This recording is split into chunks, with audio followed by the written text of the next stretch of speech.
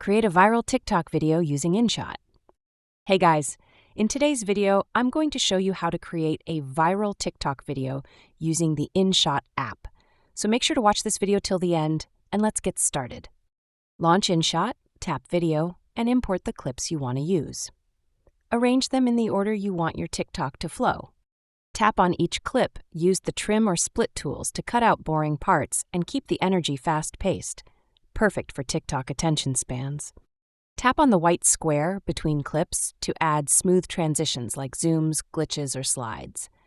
These add flow and polish to your video. Use the text tool to add punchy captions or emphasize key moments. Keep them short, bold, and centered for mobile screens.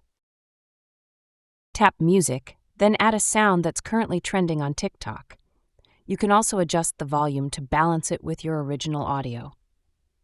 Make your video pop by applying filters or effects like VHS, glitch, or color grading that matches your vibe. Tap Save, choose 1080p at 30 FPS, and make sure the aspect ratio is 9:16. Then upload it to TikTok with the right hashtags and a strong hook. That's all for the video. With InShot and the right edits, you can turn any clip into a viral TikTok in no time.